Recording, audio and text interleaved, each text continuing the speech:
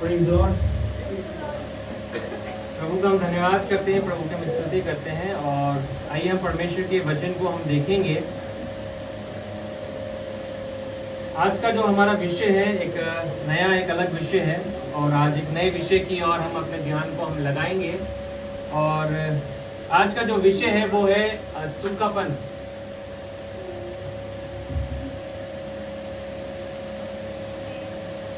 सूखेपन के विषय में जो है हम क्या है बातचीत करेंगे। और सूखापन जो होता है, ड्राइनेस, या हम कह सकते हैं हर जगह जो है हम देख सकते हैं। ना केवल अगर हम एग्रीकल्चर में हम जाएं तो एग्रीकल्चर के फील्ड के जो लोग होते हैं, जो खेती बाड़ी करते हैं, वो इसके महत्व को जानते हैं कि सूखापन कितना जो है प्रभावशाली हो सकता है उनके एग्रीकल्चर के अंदर, उनकी खेती बाड़ी के अंदर।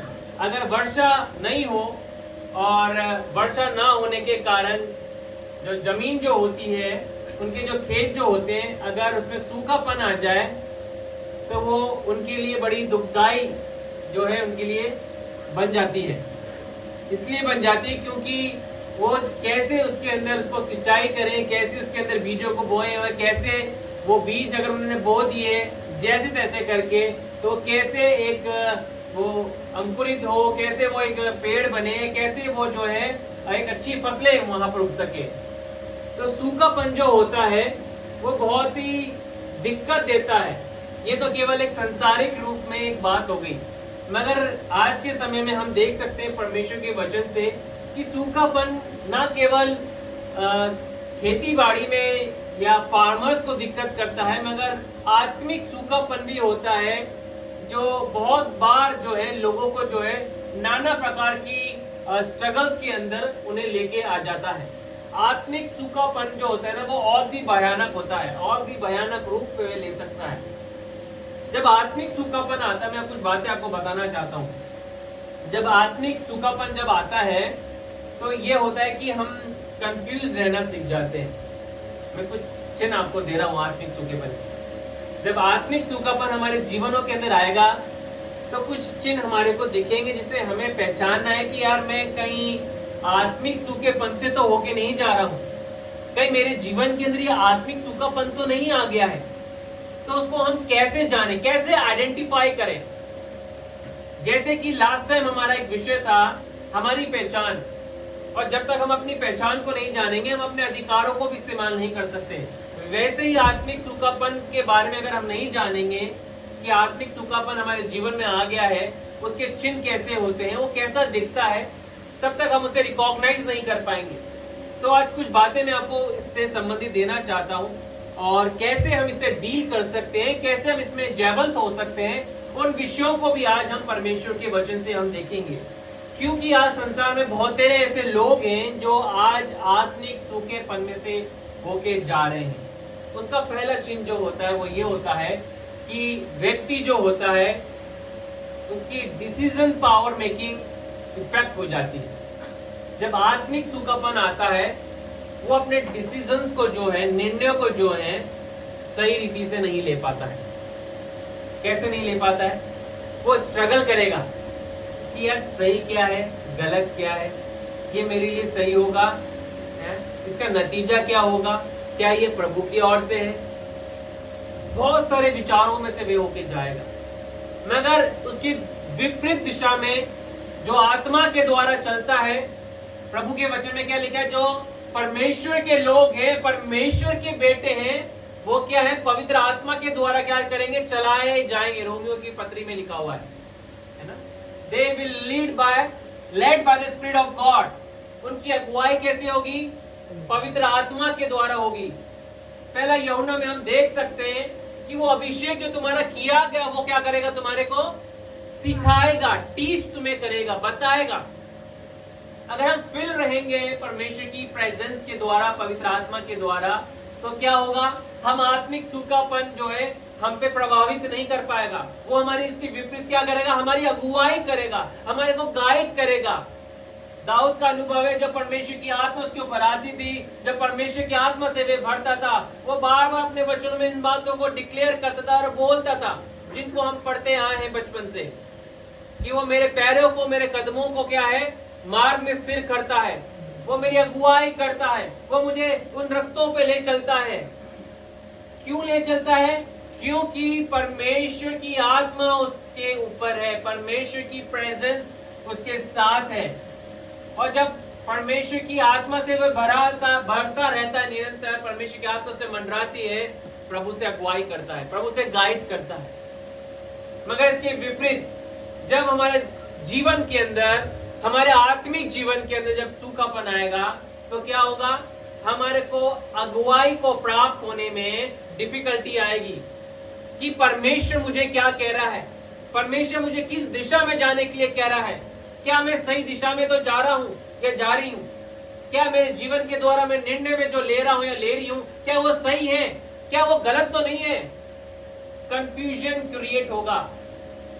मगर निरंतर जब हम पवित्र आत्मा से भरे रहेंगे, उसके विपरीत क्या है? हम कंफ्यूजन के स्टेट में नहीं रहेंगे। अब यीशु मसीह की परीक्षा होती है। अब यीशु मसीह की जब परीक्षा हुई, शैतान आया, इब्लिस आया वहां पर, और उसने यीशु मसीह को कंफ्यूज करने का प्रयास किया। अब उनकी परिस्थितियों के द्वारा क्या लिखा हुआ है? 40 दिन और 40 रात यीशु मसीह निराहार रहा, और फिर उसे क्या लगी? भूख लगी। तो शैतान कहां पर रखने आया? क्या बोला सबसे पहले शैतान ने आके? इन पत्थरों से कहते कि क्या है? रोटी बन जाए। अगर तू परमेश्वर का पुत्र है तो इन पत्थरों से कह दे रोटी बन जाए। यानी कि शैतान आपकी परीक्षाओं के आधार पर ही आपको क्या टेम्प्ट करेगा, आपको परखने का प्रयास करेगा। वो कुछ और बातों को नहीं, मगर आरंभ आप ही की परिस्थिति के द्वारा वे करेगा। जिन ख्यालों में से आप होके जा रहे, स्ट्रगल कर रहे हैं, जिन परिस्थितियों का आप सामना करें, उन्हीं बातों को लेके वे आपके जीवन में कंफ्यूजन को लेके आएगा। क्या यीशु मसीह कंफ्यूज हो गए? अरे क्या मैं हूं या नहीं हूं भाई? ऐसे तो यीशु मसीह ने नहीं बोला, है ना?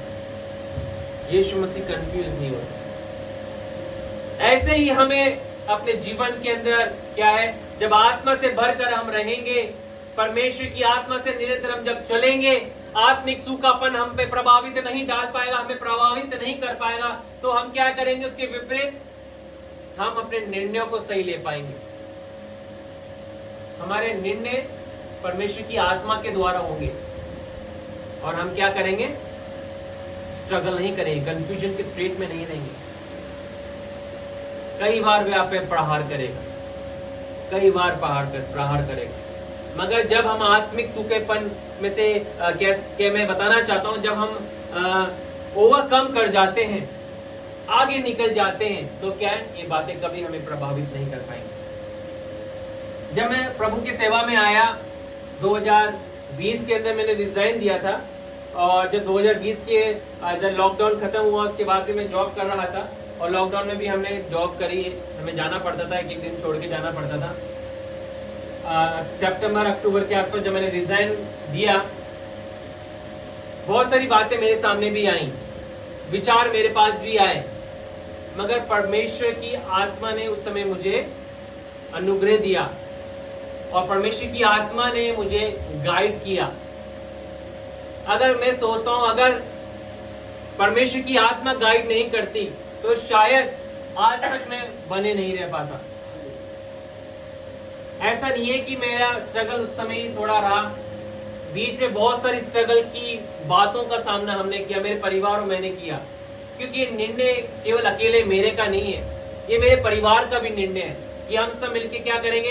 यहोशू क्या कहता है? मैं और मेरा घराना केवल यहोवा की सेवा करेंगे। और जब हमने इस बात का डिक्लेयर किया कि हम सब मिलके परमेश्वर की सेवा करेंगे, बहुत सारी बातों का भी सामना हमने किया, स्ट्रगल्स का किया। ऐसी बातें हमारे पास आई, ऐसे सवाल हमारे पास आए, क्या तूने सही डिसीजन लिया या नहीं लिया, ऐसी बहुत सारे विचार आए।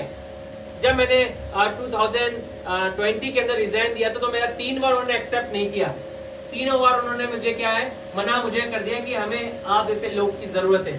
बड़े अधिकारियों ने मुझे आके बुलाया कि नहीं, तुम थोड़ा समय ले लो, तुम एब्सेंट हो जाओ, 1 साल बाद, 2 साल या 3 साल बाद आ जाओ, 5 साल बाद आ जाओ, अरे तुम 10 साल बाद भी आ जाना, मगर रिजाइन मत दो। तुम जितना तुम्हें मन कर रहा है उतनी देर तक तुम क्या है, इतने समय तक, उतने सालों तक, कोई बात, जो तुम्हें मन चाहे वो करो,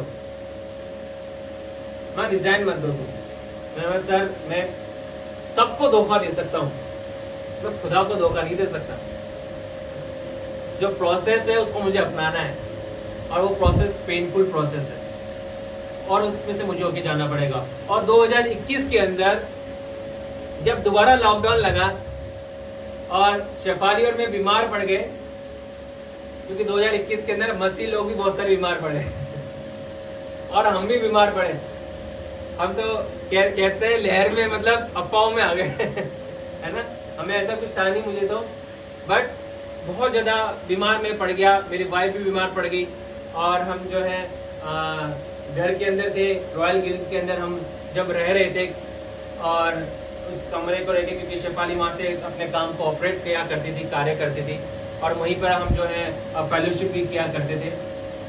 तो एक सवाल मेरे पास आया, एक विचारों से मैंने भी संघर्ष किया, और जिस दिन मैं रिपोर्ट मेरे पास मेरे मैसेज आई, क्योंकि फ़ोन नंबर हम सबमिट कराते थे, फ़ोन पे रिपोर्ट आया करती थी, और मेरे पास रिपोर्ट आई, आपको बताऊं, उसी रिपोर्ट के जस्ट कह सकता हूँ विद इन 5 मिनट्स के अंदर मेरे पास मेरे दोस्त का कंफर्मेशन आया कि अर्पित तेरा रेजिग्नेशन जो है वो एक्सेप्ट कर लिया गया है।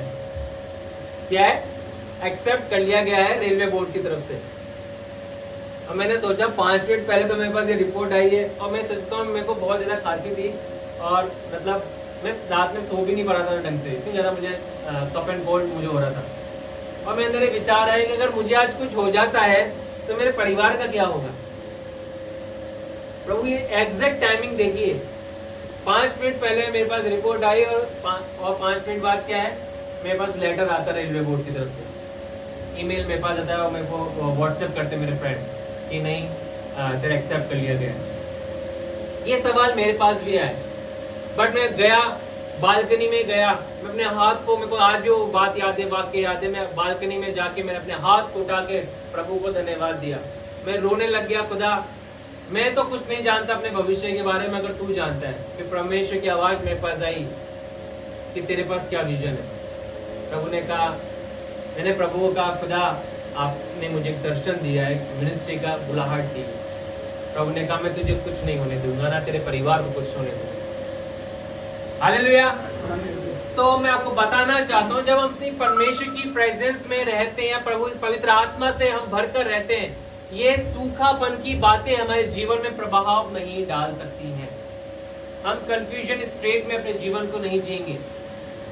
और वहां पर मैंने प्रभु को धन्यवाद दिया, और परमेश्वर की आराधना मैंने वहां पे घुटनों पे आगे करी। खुदा मैं तेरा धन्यवाद करता हूँ कि मैं तेरी सेवा के लिए बुलाया गया हूँ, और मैं तेरे दर्शन को मेरा परिवार क्या है पूरा करेगा प्रभु, चाहे कैसे भी स्ट्रगल्स में से हम मुक्ति क्यों ना जाए।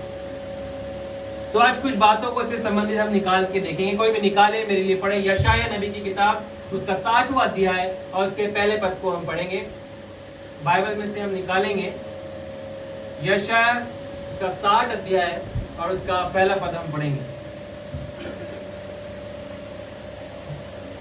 यहोवा का राजा आहाज, जो योताम का पुत्र 60 हाँ सिय्योन को बोले, उठ प्रकाशमान हो, क्योंकि तेरा प्रकाश आ गया है, और यहोवा का तेज तुझ पर उदय हुआ है। अब यहाँ पर क्या लिखा है? उठ प्रकाशमान हो, क्योंकि तेरा प्रकाश आ गया है, और यहोवा का तेज तेरे ऊपर उदय हुआ है। आपको और मुझे उठने की आवश्यकता है, और परमेश्वर क्या कह रहा है? उठ प्रकाशमान हो, क्योंकि तेरा प्रकाश आ गया है, और यहोवा का तेज तेरे ऊपर हुआ है, उदय हुआ है। हमारा परमेश्वर जो है हमें प्रकाशमान कर देने वाला परमेश्वर है।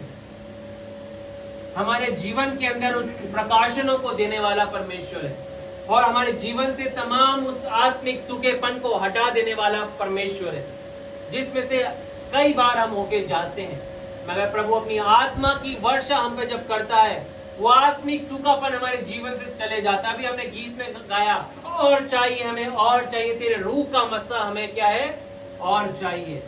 ये हमारी प्रार्थना होनी चाहिए, ये हमारी लाइफस्टाइल होनी चाहिए कि खुदा निरंतर मुझे तेरी आत्मा से भर परमेश्वर, कि आत्मिक सूखापन मेरे जीवन के अंदर क्या है, प्रभाव को किसी भी रीति से क्या है डालने ना पाए।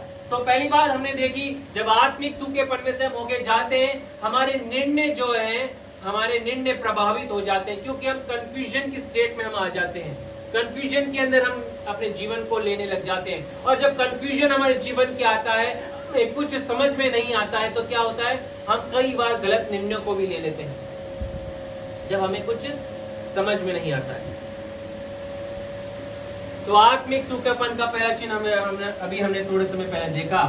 दूसरी बात हम देखेंगे, जब आत्मिक सूखापन में से जब हम होके जाते हैं तो क्या होता है, कई बार हम प्राउडी भी बन जाते हैं। वो हमारे जीवन को कैसे इफेक्ट करता है, हमारे अंदर घमंड भी आने लग जाता है। एक और चिन्ह, एक और सिम्टम आत्मिक सूखेपन का, क्योंकि जब हम आत्मा से भरकर रहेंगे तो हम क्या हैं, निरंतर जमीन से जुड़कर रहेंगे, नम्रता के साथ, दीनता के साथ अपने जीवन को जीना सीखेंगे। हम्बलनेस के अंदर हम क्या है, बढ़ते चले जाएंगे, क्योंकि पवित्र आत्मा का क्या फल है, एक गुण हम्बलनेस, नम्रता और दीनता हमारे जीवन के अंदर आएगी। मगर जब आत्मिक सूखापन आने लग जाएगा तो क्या होगा, हम प्राउडी बन जाएंगे, घमंडी हम बन जाएंगे। मगर परमेश्वर क्या कह रहा है, अगर तुम मेरी आत्मा से भरकर चलोगे, मेरी आत्मा से भरते हुए निरंतर अपने जीवन को काटोगे, रहोगे, तो क्या होगा, तुम नम्रता और दीनता में अपने जीवन को जियोगे। नम्रता और दीनता तुम्हारे जीवन से झलकेगी। एक और पहचान, किसी भी व्यक्ति को अगर आप देख लीजिए, अगर वो घमंडी बनते चले जा रहा है, प्राउड उसके अंदर आता चला जा रहा है, तो ये एक बड़ा सिम्टम है उसके जीवन के अंदर। और शायद वो व्यक्ति ही सबसे पहले पहचान सकता है कि क्या मेरे अंदर एरोगेंस तो नहीं आ गया, क्या मेरे अंदर घमंड तो नहीं आ गया, मेरे अंदर प्राइड तो नहीं आ गया मेरे अंदर। वो ही सबसे पहले पहचान सकता है। नहीं यार, ये तो व्यक्ति यार मेरे लेवल का, मेरे स्टैंडर्ड का नहीं है, इससे बात करके क्या मिलेगा, है ना, इनके साथ फेलोशिप करके क्या मिलेगा। यीशु मसीह के साथ जो सदूकी और फरीसी थे, उनके अंदर स्पिरिचुअल प्राइड था। क्या था, आत्मिक घमंड। घमंड की भी एक और डेफिनेशन क्या होती है, आत्मिक घमंड। आत्मिक घमंड भी आ जाता है ना, आत्मिक घमंड, यार मैं तो बहुत जानता हूँ, ये कुछ नहीं जानता, या मैं इससे ज्यादा धर्मी हूँ। यीशु मसीह ने दो व्यक्तियों की प्रार्थना के विषय में बताया, आपने पढ़ा होगा शायद। एक व्यक्ति प्रार्थना में क्या बोल रहा था, ये जो खड़ा है इससे अच्छा तो मेरा जीवन है, मैं सब कुछ देता हूँ, सब कुछ करता हूँ, प्रार्थना करता हूँ, उपवास करता हूँ। और मगर दूसरे वाला क्या कह रहा था, मैं अपने आप को नम्रता और दीनता में लेके आ रहा था। ये जीवन, यीशु मसीह ने कहा देखो इसका जीवन कैसा है। एक स्पिरिचुअल प्राइड क्यों आया, क्यों घमंड आता है, इसलिए आता है क्योंकि आत्मिक सूखापन में से होके जाने लग गया वो व्यक्ति।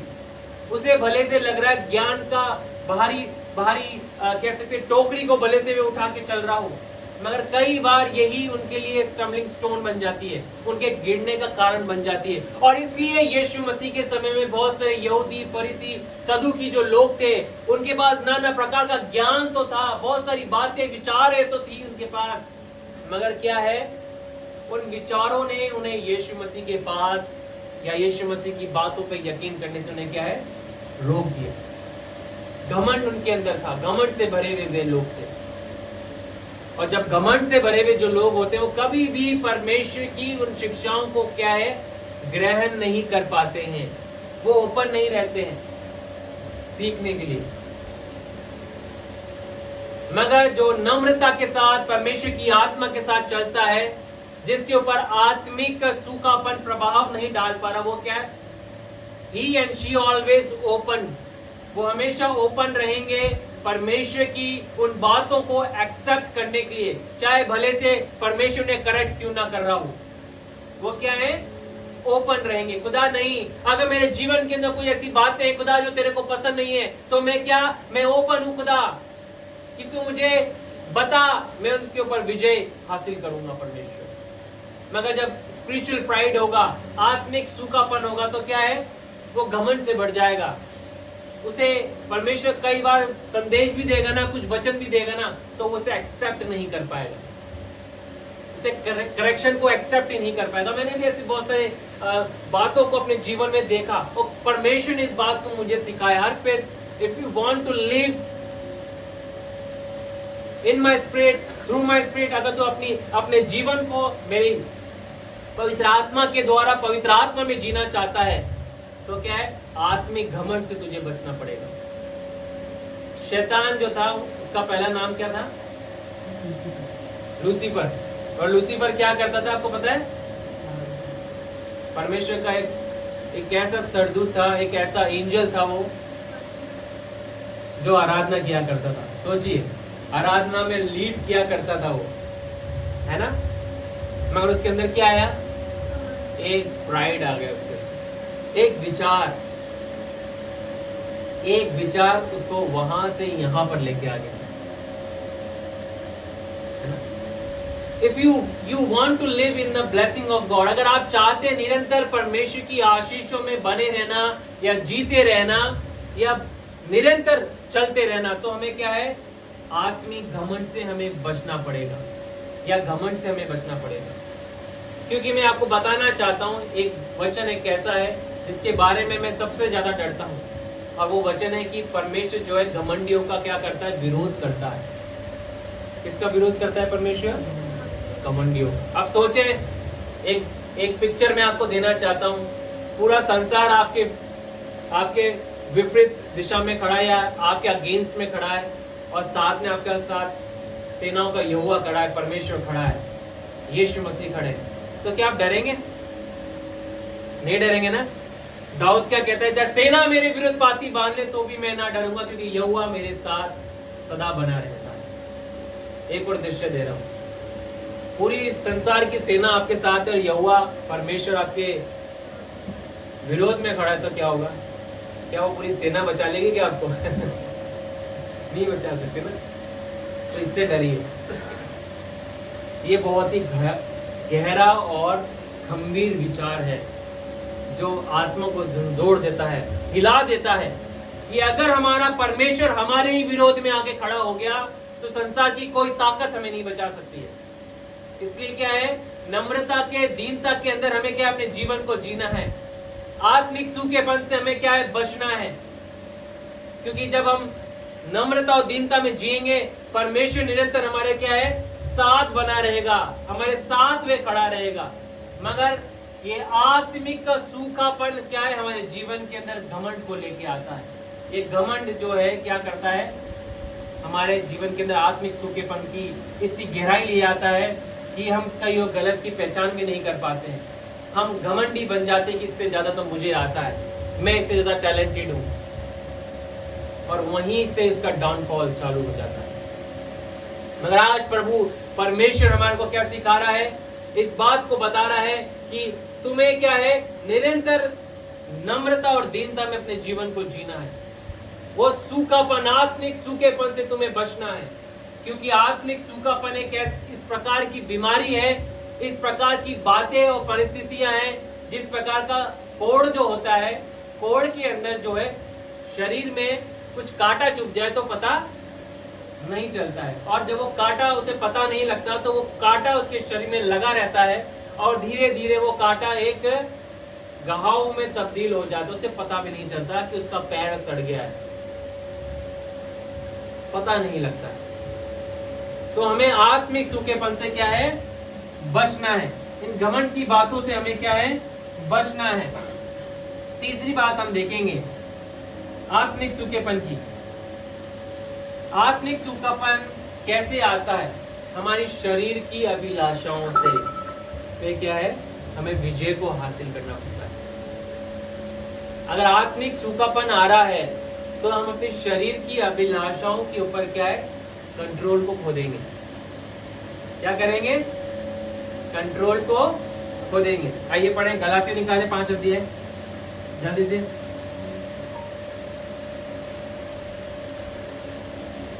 गलातियों 5 अध्याय, कोई भी 16 पद से पढ़ना आरंभ करें। गलातियों 5 अध्याय उसका 16 पद से पढ़ना आरंभ करें कोई भी। और मैं कहता हूँ, हाँ। आत्मा के अनुसार चलो, पर मैं कहता हूं, पौलुस कह रहा है, कलीसियाओं को कह रहा है, आज परमेश्वर की आत्मा कह रही है, क्या कैसे चलो? आत्मा के अनुसार चलो। और तुम शरीर की लालसा किसी भी रीति से पूरी ना करो। हालेलुया। अगर तुम परमेश्वर की आत्मा के द्वारा चलोगे तो शरीर की लालसाओं को किसी भी रीति से पूरा नहीं कर पाओगे। मगर इसके विपरीत क्या है? वचन को अगर विपरीत दिशा में अगर हम पढ़ेंगे, अगर तुम परमेश्वर की आत्मा के अनुसार नहीं चलोगे तो शरीर की लालसाओं को दिन प्रतिदिन क्या है? पूरी करते रहोगे, उसी में तुम फंसते चले जाओगे। ये दलदल के समान है, दिन धीरे धीरे करके हम इसके नीचे क्या है? दसते चले जाते हैं। और यही आत्मिक सूखापन होता है। जब आत्मिक सूखापन जब आता है, वो इसलिए आता है और इस रीति से आता है कि क्या हमने आत्मा से भरना छोड़ दिया है। और जब आत्मा से भरना हमने छोड़ दिया तो क्या है? शरीर की अभिलाषाओं ने क्या है? हमारे ऊपर टेक ओवर कर लिया है। और वो क्या कर रही है? वे हमारे को गाइड कर रही है, वे हमारे को कंट्रोल कर रही है। शरीर की अभिलाषा कह रही है तुझे इधर जाना है तो वो उधर चली जाती है। शरीर की अभिलाषा कह रही है तुझे उधर बैठना है तो उधर जाके वे बैठ जाती है। शरीर की अभिलाषा कह रही है ऐसे लोगों की संगति करना है तो वो ऐसे लोगों की संगति करने में लग जाता है। शरीर की अभिलाषा कह रही है तूने इन बातों को देखना है तो वो उन बातों को देखने लग जाता है। शरीर की अभिलाषा कह रही है तूने इन बातों को बोलना है, इस रीति से बोलना है, तो वो क्या है? इस रीति से करने लग जाता है। मगर इसके विपरीत जब हम परमेश्वर की आत्मा के द्वारा जीते हैं तो क्या है? हम शरीर की अभिलाषा किसी भी रीति से, क्या लिखा हुआ है? किसी भी रीति से हम क्या है? पूरी नहीं करेंगे। हालेलुया। ये है परमेश्वर की आत्मा से परिपूर्ण होने का एक पिक्चर, एक दृश्य। और यह एक दृश्य क्या है? इस बात को दर्शाता है, इस बात को बताता है कि आत्मिक सूखापन हमारे को प्रभावित नहीं कर पा रहा है। हालेलुया। इसके आगे बढ़े क्या है? 17वें पद से, क्योंकि शरीर आत्मा के विरोध में, आत्मा शरीर के विरोध में लालसा। हालेलुया। क्या लिखा है? क्योंकि आत्मा शरीर के विरोध में और शरीर आत्मा के विरोध में क्या है? लालसा करता है। एक दूसरे की फाइट कंटिन्यू चल रही है। जब तक इस संसार में हम जीवित हैं, एक एक पल में इस लड़ाई को हम लड़ रहे हैं। आत्मा और शरीर आपस में लड़ रहे हैं। पढ़े आगे। लालसा करता है और ये एक दूसरे के विरोधी है, इसलिए कि जो तुम करना चाहते हो वे ना करने पाओ। और यदि तुम आत्मा की चलाई चलती हो तो व्यवस्था के अधीन ना रहे। शरीर के काम तो प्रकट है, अर्थात व्यभिचार, गंदे काम, मुचकन, पूजन, टोना, झगड़ा, हिंसा, क्रोध, विरोध, फूट, विद्रोह, मतवालापन, हिला-खेला और इसके जैसे और कई काम। इसके विषय में मैं तुमसे पहले से कह देता हूँ, जैसा पहले भी कह चुका हूँ कि ऐसे ऐसे काम करने वाले परमेश्वर के राज्य के वारिस न होंगे। पर आत्मा का फल प्रेम, आनंद, शांति, धीरज, कृपा, भलाई, विश्वास, नम्रता, संयम है। ऐसे कामों के विरोध में कोई भी व्यवस्था नहीं है। कोई भी व्यवस्था ऐसे कामों के विरोध में नहीं है। क्यों नहीं है? क्योंकि वो आत्मा का गुण है, आत्मा का फल के गुण है वे, है ना। मगर इसके विपरीत में शरीर की अभिलाषा भी हमने थोड़े समय पहले प्रभु के वचन के में हमने पढ़ लिए क्या क्या होती है। तो जब आत्मिक सूखापन आएगा तो क्या करेगा वे हमारी शरीर जो होगा वो कैसे प्रभावित होगा? हम आत्मा के कामों को नहीं करेंगे, हम क्या करेंगे? शरीर के कामों को करने लग जाएंगे। ये एक बैलेंस है जिसे हमें परमेश्वर की वचन पवित्र आत्मा के द्वारा मेंटेन करना है ना। अब मैं आपको बताना चाहता हूं कि ये क्यों आता है आत्मिक सूखापन, क्या कारण है आत्मिक सूखापन आने का। अभी हमने थोड़े चिन्ह देख लिए आत्मिक सूखेपन का और कुछ उससे संबंधित बातों को हमने देखा। मगर ये आता क्यों है आत्मिक सूखापन? आता तो होगा किसी कारण से। अभी हम देख रहे हैं खेत है, खेत में सूखापन क्यों आया? क्योंकि वर्षा नहीं हुई, है ना, और ड्रॉट वहां पे पड़ गया, है ना। और वहां पे पड़ने से क्या होगा? मैं पिक्चर दिखाना मांग रहा था एक वीडियो, मगर वो मैं नहीं दिखा पाया। नेक्स्ट टाइम मैं दिखाऊंगा कि जब सूखापन आता है तो कितने बड़े बड़े क्रैक्स धरती पे हो जाते हैं। ये तो सबने देखे होंगे, है ना। आप सब नहीं देखेंगे, मैंने भी देखे कि खेतों में दूर दूर तक जो है बड़े बड़े क्रैक्स पड़ जाते हैं। और वो क्रैक्स क्या है? इस बात को दर्शाता है कि यहाँ पे सूखापन आ चुका है। पर ये आता क्यों है आत्मिक सूखापन? पहली बात हम देखेंगे इसमें से, कोई भी निकाले यूहन्ना की इंजील उसका 7 अध्याय 38 और 39 पद। यूहन्ना की इंजील 7 अध्याय 38 और 39 पद हम पढ़ेंगे।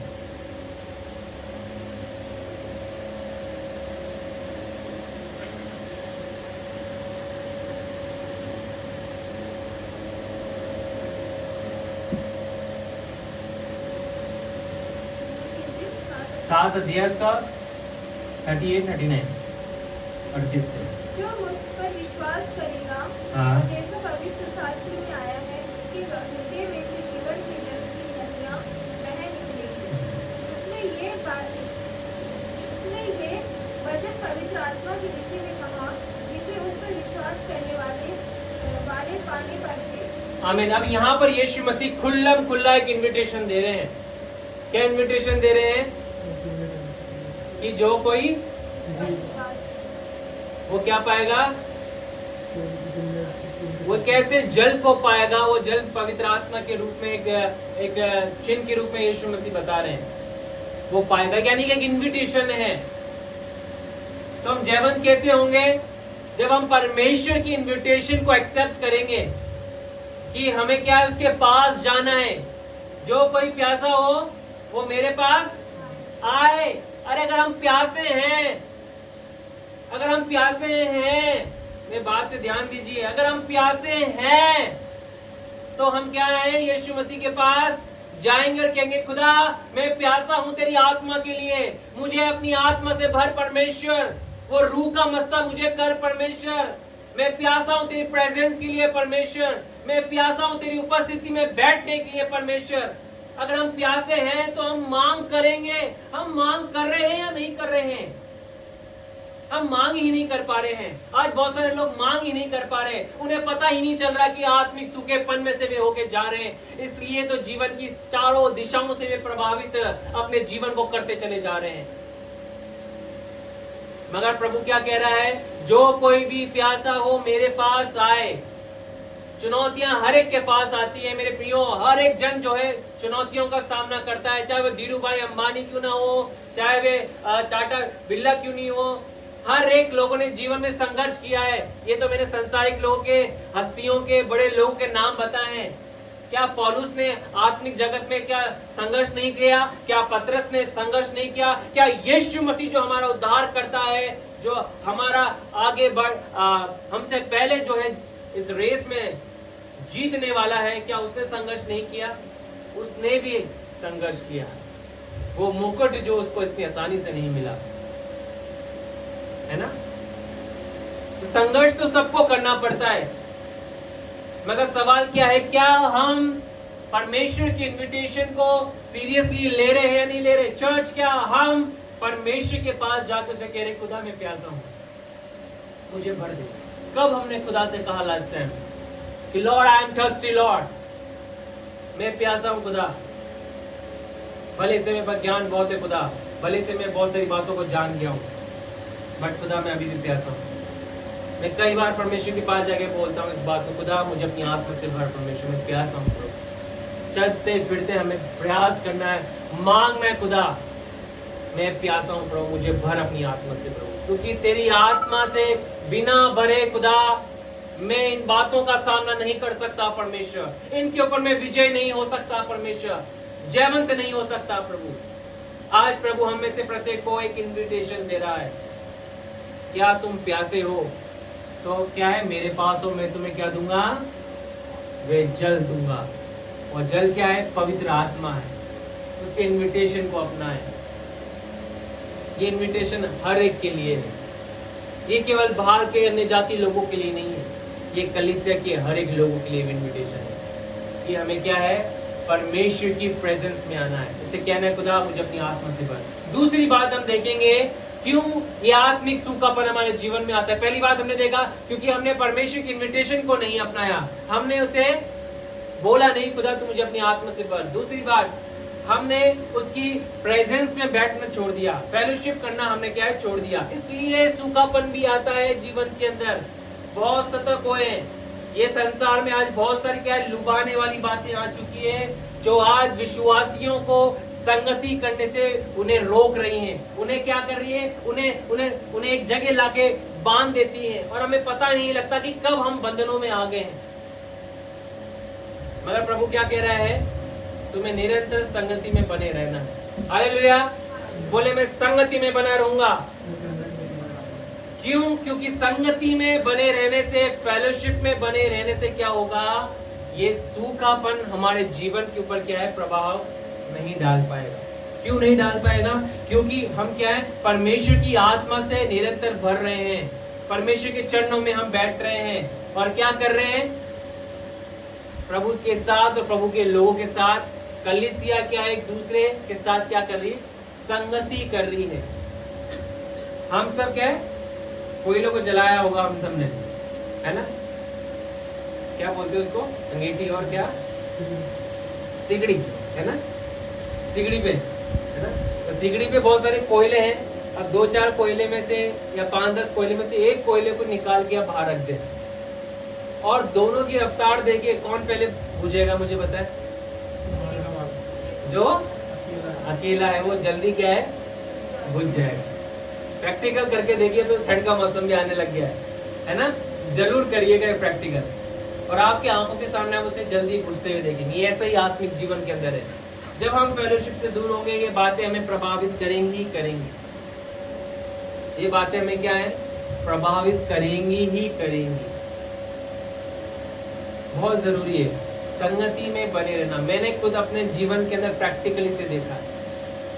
मुझे कई बार लगता था कि नहीं, हम खुद अपना डिवोशन करेंगे, खुद उसमें रहेंगे, कोई दिक्कत नहीं है। मगर जब हमने फेलोशिप से, मैं खुद इतना इन्वॉल्व नहीं हुआ, तो मैंने खुद ने इस बात को देखा, नहीं खुदा, मुझे भी तो जरूरत है तेरे लोगों के साथ मिलने की, मुझे भी तो जरूरत है उनके साथ उठने बैठने की, संगति करने की, प्रार्थना करने की, आराधना करने की। क्या हमें जरूरत नहीं है? हमें जरूरत है। इसलिए तो परमेश्वर ने चर्च को बनाया है, कलीसिया को एकत्रित किया है। इसलिए तो परमेश्वर ने भवनों को, परमेश्वर ने ठहराया है कि हम क्या है, उसके भवन में जाएं, जहां पे लोग मिलते हैं, एकत्रित होते हैं, उसकी आराधना करते हैं। तो क्या होगा, यह आत्मिक सूखापन हमारे जीवन को प्रभावित किसी भी रीति से नहीं करने पाएगा। तो आज हमें सावधान होना है इस बात के लिए कि शैतान हमारे को रोकेगा कि हम संगति में ना रहें। कहीं भी कोई अर्जेंट काम आ रहा है समझते हैं, बट फिर भी क्या है, हमें बने रहना है। बने रहने से क्या होगा, हमारा ही फायदा होगा। कैसे होगा? क्योंकि हम क्या है, अपनी आत्मा को रिन्यू करेंगे, हम क्या है, वचन के द्वारा सीखेंगे, हम क्या है, प्रार्थना करेंगे, हम क्या, आराधना करेंगे, और हम क्या है, परमेश्वर में क्या है, स्टैब्लिश किए जाएंगे। हम परमेश्वर में क्या है, मजबूत खंबे हम बन जाएंगे। मगर जब हम इसके विपरीत करेंगे तो क्या होगा, हम कभी भी उस रीति से ग्रो नहीं कर पाएंगे। तो हमें क्या है, ग्रो करना है परमेश्वर के अंदर। एक अंतिम बात बोल के मैं समाप्त करूंगा, और वो बात ये है कि spend some time in worship. परमेश्वर के साथ आराधना करने में थोड़ा समय व्यतीत करें। हालेलुया। चाहे पौलुस और सिलास जेल में क्यों ना थे, वो जेल में क्यों ना रह रहे थे, उनको वहां पे कैद क्यों ना कर दिया गया, मगर उस कैद में भी वो क्या कर रहे हैं, प्रार्थना और आराधना उन्होंने करना नहीं छोड़ा। प्रार्थना और आराधना करना आपको भी नहीं छोड़ना है, क्योंकि जब आप प्रार्थना आराधना निरंतर करते रहेंगे, खुदा से लिपटे रहेंगे, उसकी आराधना करते रहेंगे, चलते फिरते आराधना करते रहेंगे, तो क्या होगा, आपकी आत्मा रिन्यू होती रहेगी, आपको स्ट्रेंथ मिलती रहेगी। वो स्ट्रेंथ जो परमेश्वर देगा वो अति सामर्थी है, आपकी हर एक परिस्थितियों पे आपको विजय दिलाने के लिए। पौलुस और सिलास बड़ी तकलीफ में जेल खाने में थे, मगर वो उनकी परिस्थिति भी उन्हें खुदा की आराधना करने से उन्हें रोक नहीं पाई। और मैं क्या कहना चाहता हूँ, आपको भी नहीं रोक पाएगी। आमीन। प्रभु की आराधना करने से जब हम निरंतर सीख करेंगे परमेश्वर को, नहीं खुदा मैं प्यासा हूँ प्रभु, मैं तेरे इन्विटेशन को अपनाता हूँ प्रभु, तेरे सम्मुख में बैठता हूँ खुदा, तेरे वचनों को खोलता हूँ प्रभु जी, प्रार्थना में तेरे सम्मुख आगे करूंगा परमेश्वर, और निरंतर तेरे लोगों के साथ फेलोशिप में करूंगा प्रभु। जब इन बातों को हम निरंतर करते हैं तो क्या होगा, हम आत्मिक सूखेपन से हम बच जाएंगे, आत्मिक सूखेपन से हम बच जाएंगे। मेरा आपको बताना चाहता हूँ, आज का संदेश मेरा कुछ और था, और मेरा संदेश जो था वो सीरीज के ऊपर आधारित था, हमारी पहचान के ऊपर। उसके ऊपर हम पिछले 2 रविवार से हम देख रहे हैं, और उसी को मैं आगे कंटिन्यू करके खत्म करने वाला था। बट परमेश्वर की आत्मा ने मुझे जो है कल इस बात को बोला कि तुझे इस संदेश के ऊपर प्रीच करना है, क्योंकि क्या है, ये संदेश हम सबको गहराई से अपनाना है। क्योंकि आने वाले समय में बहुत सारी चुनौतियां इस संसार के लिए हैं, लोगों के लिए खड़ी हुई हैं। समय आसान नहीं रहा, बहुत कठिन समय हो चुका है, मगर उन कठिन समयों में परमेश्वर कह रहा है कि तुम्हें क्या है, निरंतर क्या है, बने रहना है, संगति में बने रहना है, प्रार्थना में बने रहना है, परमेश्वर के चरणों में बने रहना है और निरंतर आराधना में बने रहना। उससे क्या होगा, हम आत्मिक सूखेपन से हम बच जाएंगे। और भी कुछ चीजें हैं और भी कुछ सिम्टम्स हैं जो मैं बताना चाहता था, बट मैं आज यहीं पे समाप्त करना चाहता हूँ और यही कह के बोल के खत्म करना चाहता हूँ कि बने रहें, संगति में निरंतर बने रहें, प्रार्थना में बने रहें, आराधना में बने रहें, फेलोशिप में निरंतर बने रहें। उससे क्या होगा, ये बातें हमारे जीवन में किसी भी रीति से इफेक्ट नहीं कर पाएंगे और हम अपनी जीवन की हर एक परिस्थिति में क्या है, परमेश्वर के लिए, उसके राज्य के लिए हम क्या खड़े रहेंगे, एक गवाह के रूप में हम खड़े रहेंगे। आइए हम प्रार्थना करें, प्रभु के सम्मुख हम जाएंगे, अपने स्थानों पे हम खड़े होंगे और परमेश्वर के सम्मुख जब हम जाएंगे आज प्रभु से कहेंगे, खुदा हाँ प्रभु मैं प्यासा हूँ। परमेश्वर, अगर आपको वास्तव में लगता है कि आज आप प्यासे हैं, अगर आज आपको लग रहा है खुदा परमेश्वर मैं अपने जीवन के अंदर आत्मिक सूखेपन को अनुभव कर रहा हूं या कर रही हूं प्रभु, तो खुदा आज यहाँ से एक इन्विटेशन दे रहा है, प्रभु यहाँ से एक निमंत्रण दे रहा है कि मेरे पास आओ और उस जल को मेरे से प्राप्त कर लो, तो तुम फिर कभी प्यासे ना रहोगे। परमेश्वर पिता, हम आपका धन्यवाद करते हैं प्रभु, आपकी स्तुति हम करते हैं, आपकी प्रशंसा हम करते हैं, आपकी बड़ाई हम करते हैं। आपके चरणों में हम आते हैं पिता, हम आपके नाम को ऊंचा उठाते हैं खुदा, आपके नाम को धन्य कहते हैं खुदा, क्योंकि आप इसके योग्य परमेश्वर हैं प्रभु जी। हम नम्रता और दीनता के साथ प्रभु आपके सम्मुख झुकते हैं और कहते हैं खुदा कि तू हमारी सहायता कर परमेश्वर। हम प्यासे हैं खुदावन परमेश्वर, तेरी आत्मा से परिपूर्ण होने के लिए, भरने के लिए प्रभु। ये संसार की बातों ने कई बार हमें रोका कि हम तेरे पास ना आने पाए। अगर आज आपको लग रहा है कि संसार की बातों ने मुझे रोका परमेश्वर के चरणों में आने से, आज मैं रुक सा गया हूं, मेरा जीवन थम सा गया है, तो प्रभु कह रहा है कि मेरे पास आओ, अपने आप को रिफ्रेश कर लो। हाँ खुदा, हम तेरे सम्मुख आते अपने जीवन को लेके प्रभु रिफ्रेश होने के लिए पिता, तू हमारी स्तुति ले, तू हमारी सहायता कर प्रभु, हमें पवित्र आत्मा से परिपूर्ण कर पिता। हम प्यासे हैं प्रभु जी, अगर आप वास्तव में प्यासे हैं तो खुदा से कहे, खुदा मैं प्यासा हूं प्रभु जी, मुझे तेरा वचन चाहिए खुदा, मुझे तेरी आत्मा चाहिए परमेश्वर, मुझे तू चाहिए खुदा, मुझे और चाहिए परमेश्वर, तेरा जलाल मुझे और चाहिए प्रभु, तेरा अभिषेक मुझे और चाहिए प्रभु, तेरी सामर्थ मुझे और चाहिए प्रभु, क्योंकि ये शरीर की अभिलाषा है प्रभु, ये शरीर की बातें प्रभु जी, ये संसार में जब हम जीते हैं, ये परिस्थितियां हमें खींचती है, गिराती है, तुझसे दूर हमें करती है खुदा। मगर खुदा हम आज तेरे पास आए, तुझसे कहते खुदा मुझे अपनी आत्मा से भर दे परमेश्वर, मुझे पवित्र आत्मा से भर दे खुदा, ताकि इन तमाम बातों के ऊपर मैं विजय को हासिल कर लूं परमेश्वर, मैं जयवंत हो जाऊं परमेश्वर, अपनी परिस्थितियों के अंदर, अपने ख्यालों के अंदर, अपनी तकलीफ के अंदर, अपनी लाचारी के अंदर, अपनी बीमारी के अंदर, अपने तमाम उन आदतों के ऊपर खुदा प्रभु हम तेरा धन्यवाद करते हैं खुदा। परमेश्वर का वचन शुरुआत से लेके अंत तक, अंतिम अध्यायों तक इस बात को इन्विटेशन देते आया है, जो कोई मेरी आवाज को सुनता है तो अपने हृदयों को कठोर न करे। हाँ खुदा, बहुत सारे लोगों ने अपने हृदयों को कठोर कर लिया, मगर खुदा आज हम तेरे पास आए तो वो कहते खुदा हमें तो और चाहिए खुदा। हमारा अनुभव अब तक घुटनों का था खुदा, हम चाहते हैं खुदा ये अनुभव ना केवल कमर तक रहे, ना केवल हमारे कंधों तक खुदा, मगर इसमें हम पूरा डूबना चाहते हैं प्रभु, तेरी आत्मा से हम भरना चाहते हैं। आज परमेश्वर की आत्मा आपको बुला रही है, आपको झंझोड़ रही है और कह रही है कि मेरे पास आओ, मेरे पास आओ। मैं तुम्हें बहुत आयत कर जीवन देने वाला परमेश्वर, मैं तुम्हारी सहायता करने वाला परमेश्वर, मैं तुम्हें बलवंत करने वाला परमेश्वर। तुमने क्यों अपने आप को हारा हुआ समझ लिया? क्यों तुमने इस बात को यकीन कर लिया कि शरीर के द्वारा तुम हार गए? मैं इन्हीं आदतों के ऊपर, इन्हीं परिस्थितियों के ऊपर, इसी शरीर के द्वारा तुम्हें विजय दिलाऊंगा। प्रभु हम आपका धन्यवाद करते हैं, आपकी स्तुति करते हैं। आप विजयी परमेश्वर, आपकी स्तुति करते हैं। तो इस कलीसिया के लिए मैं आपका धन्यवाद करता हूँ। यहाँ पे जितने भी लोग हैं मैं आपका धन्यवाद करता हूँ कि खुदावन आपने अपनी आत्मा से हमें भरा है प्रभु, और आपकी आत्मा ने आज हमसे बातचीत करी आपके वचन के द्वारा। खुदा आप कहते हैं हमें आत्मिक सूखेपन से बचना है प्रभु, आपकी संगति में और आप में बने हमें रहना है प्रभु, ताकि हम विजय में अपने जीवन को जी सकें। धन्यवाद के साथ इस प्रार्थना को यीशु के नाम से मांगते हैं। अब सब हम बैठ सकते हैं।